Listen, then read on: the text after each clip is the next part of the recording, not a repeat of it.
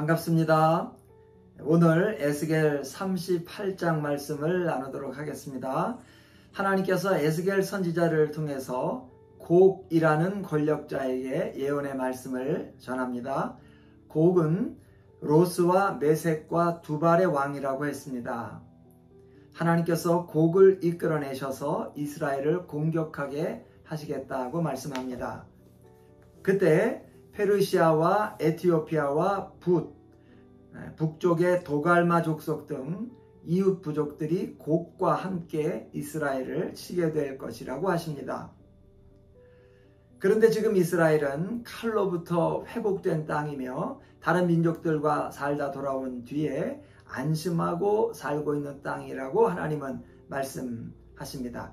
아마 바벨론 포로 이후의 상황을 말하는 것 같습니다. 하나님은 곡이 이런 생각을 하게 될 것이라고 예언합니다.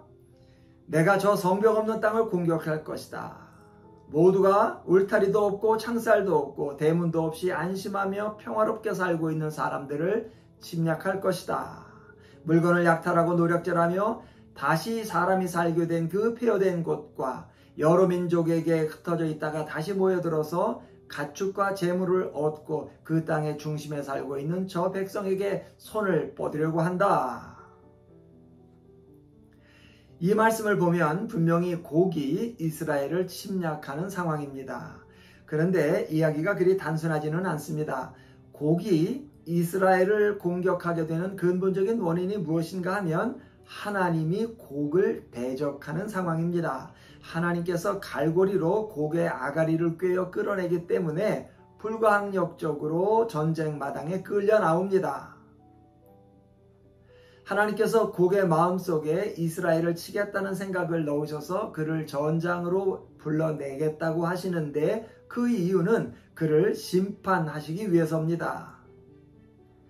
그날에 곡이 이스라엘 땅을 치러 오면 내 노여움이 내 얼굴에 나타나리라. 내가 내 모든 산 중에서 그를 칠 칼을 부르리니 각 사람이 칼로 그 형제를 칠 것이며 내가 또 전염병과 피로 그를 심판하여 쏟아지는 폭우와 큰 우박덩이와 불과 유황으로 그와 그 모든 무리와 그와 함께 있는 많은 백성에게 비를 내리듯 하리라.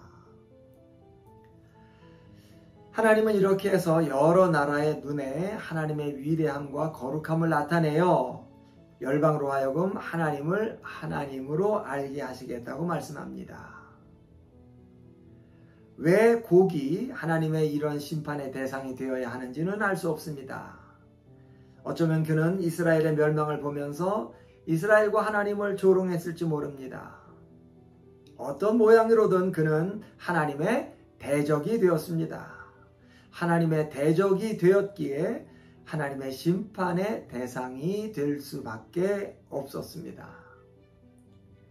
그리고 그는 하나님의 심판의 자리로 끌려 나오는데 심판이 집행되고 있다는 것조차 감지하지 못한 채 자기 자신의 전쟁 마당으로 심판의 자리로 끌려 나오고 있습니다. 세상의 그 어떤 권력자라 해도 하나님의 대적이 되어 온전할 자가 없습니다.